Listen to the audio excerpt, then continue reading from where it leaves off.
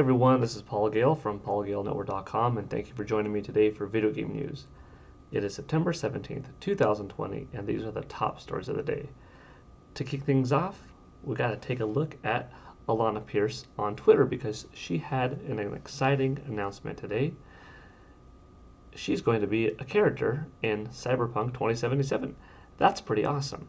Now, if you don't know who Alanah Pearce is, you may be more familiar with her screen name of Charlanazard.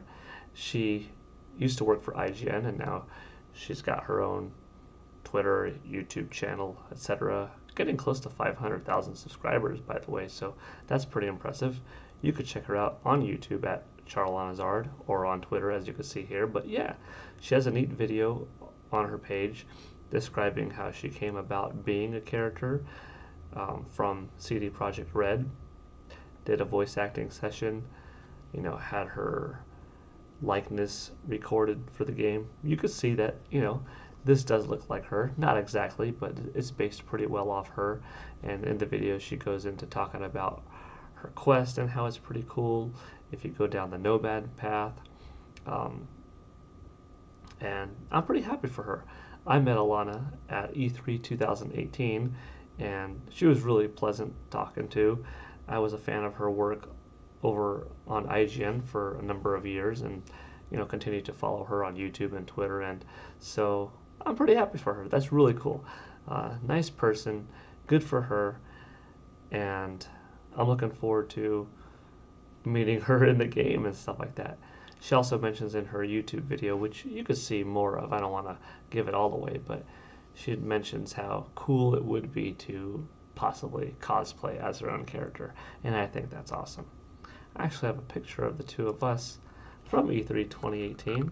Here we are, and yeah, we had a fun little conversation about the show, and I appreciate that time. Anytime that anyone ever takes a talk is always something nice.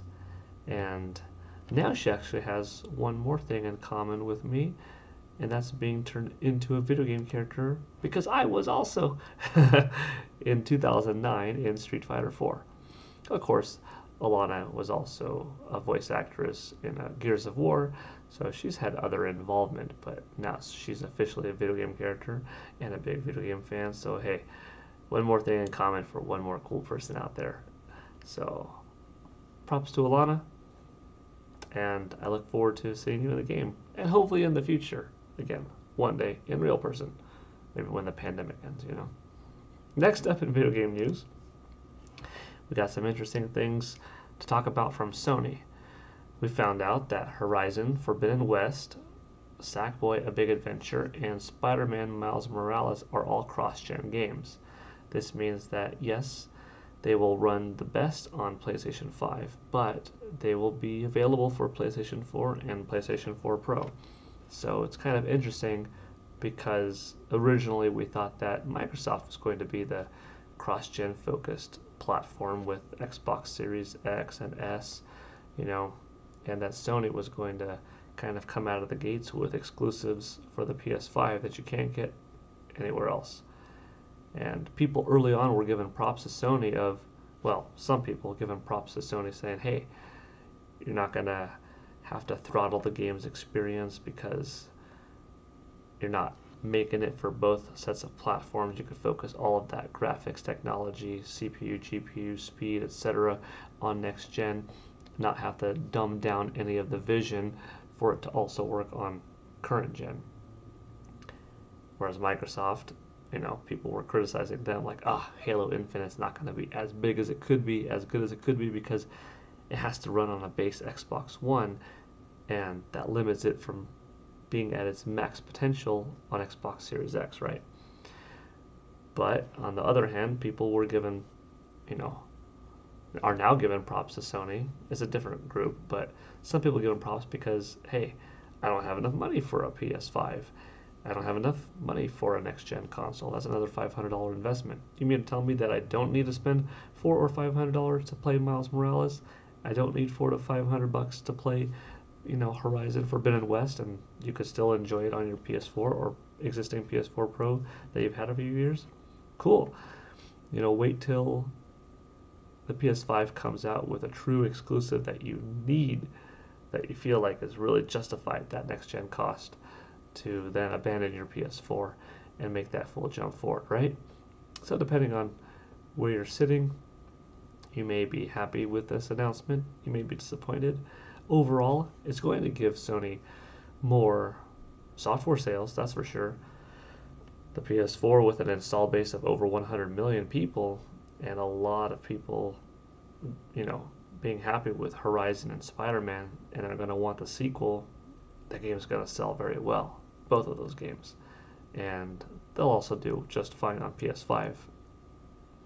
I'm sure they'll have a good, strong, early attach rate with that system. But it's just interesting to see that, different people may talk one way, say one thing, but at the end of the day, everyone wants money, and that's a lot of money left on the table if you wouldn't make these games cross-gen, right? But that's enough on that for now. Other titles, such as Ratchet and Clank, those, and Demon Souls, for that matter, will be only on PlayStation 5. So it's not like everything, but clearly some.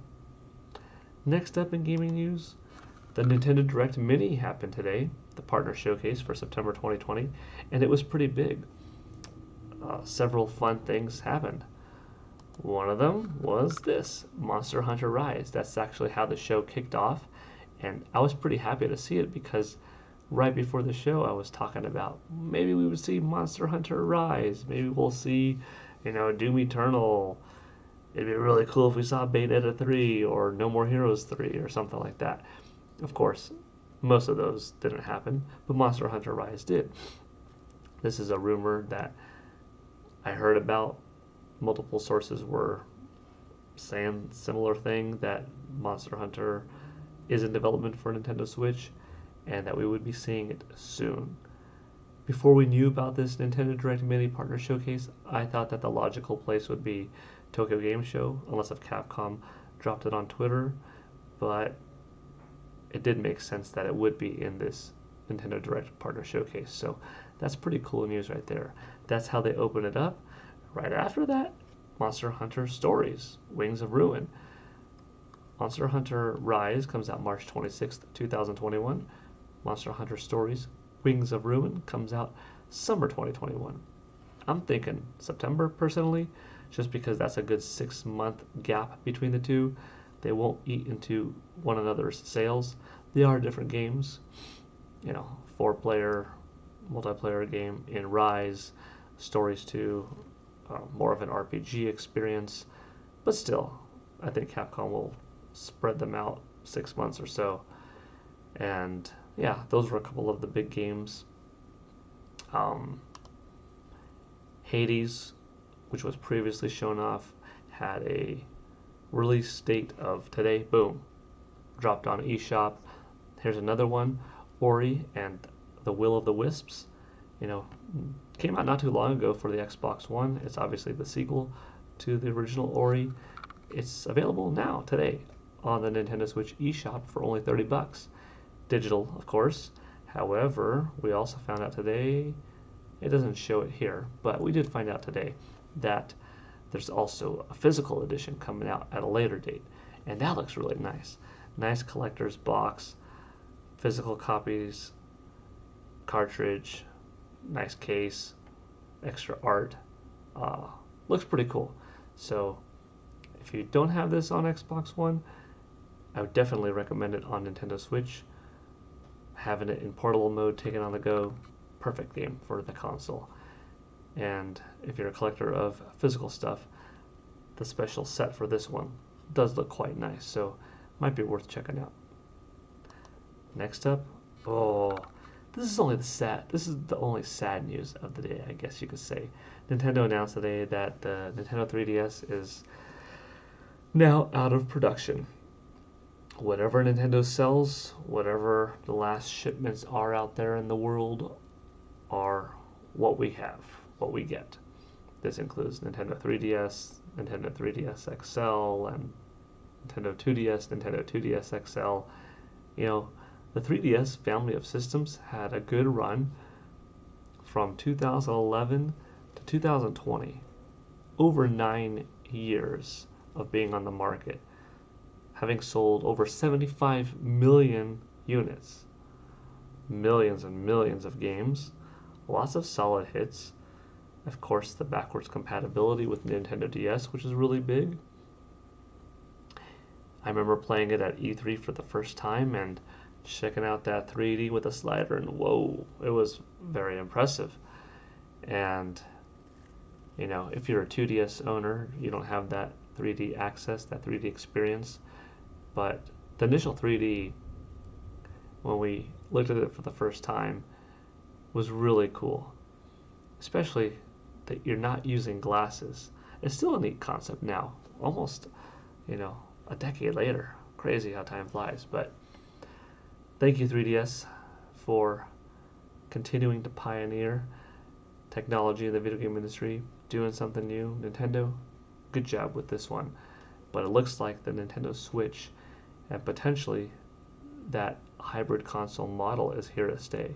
I wouldn't mind seeing that, Nintendo every generation release a Nintendo Switch 2, Nintendo Switch 3, and so forth, a successor. A couple of years into it, release a Nintendo Switch 2 Lite, a Nintendo Switch 3 Lite, etc. Cheaper model, perhaps can't dock, but equivalent in power and specs. And then a couple of years more into it, a Nintendo Switch Plus, a Nintendo Switch 2 Plus, a Nintendo Switch 3 Plus, until, the next generation comes out. That's not a bad way to go. Unless if Nintendo decides to do something crazy again of a new two-screen handheld system or another dedicated home console, whether they go back to disc format or keep to cartridge format, who knows. But 3DS served its purpose and it did well. So farewell, old friend. We'll still play you around the Gale family household, though. And the last bit of gaming news, I can't help but mention my own project that I'm proud of, which is now complete. My Super Mario pool. I created this Super Mario Pool Mosaic project in celebration of the Super Mario Bros. 35th anniversary special. We got 8-bit Mario here jumping for the 8-bit Superstar or Starman. Had my pool replastered, retiled. I very carefully laid out the 171 tile project of Mario. Very carefully laid out the 160 tile project of Starman. Set them in the ground. Had the crew work around it. Put in the plaster, the quick set, the grout, all of that. But the mosaics themselves were made by my wife, and then my son and daughter helped out, and me. I think it turned out really cool. Here's another photo. I have a full video of it. If you're interested in seeing what it looks like, you can check out, you're on my YouTube channel right now, or are on polygale.network.com, so you could check out the video if you'd like, and see from around the angle, around the corner and whatnot. I almost fell in the pool at one point, so that was fun. Would have made for a more exciting video, which I think I mentioned in the video itself too. But yeah, cool project anyways. I loved it. Loved making it. Mario is my favorite character in video gaming. Super Mario Brothers is my favorite franchise overall. And yeah, even though I try to be as unbiased as possible when talking about games and reviewing games and whatnot, Nintendo is my favorite video game company, and I think it's okay to have a favorite, and you should be able to be passionate and speak honestly and say that something is your favorite, but at the same time, give credit where credit's due, and look at things objectively, right? But yeah, that's it.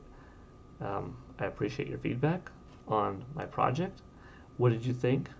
Have you ever seen a Mario mosaic in a pool before? Because I haven't, so I very well could be the first in the world. I haven't seen it anywhere.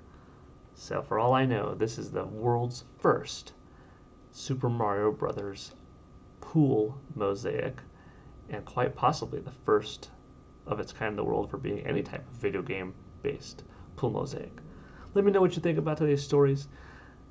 Alanah Pearce being in Cyberpunk 2077. What do you think? Props to Alanah one more time. What do you think of these PlayStation 4, 5 cross-gen games? Are you happy? Mad? What did you think overall of the Nintendo Direct Mini Partner Showcase today, including stuff like Monster Hunter Rise and Ori, Hades drop-in? What do you think of Nintendo 3DS being out of production? And yeah, one more time, what do you think of my Mosaic project? All right, everyone. Thank you for watching. This is PGN signing out. Appreciate your time. And I'll see you tomorrow for more video game news. All right, have a good one. Bye.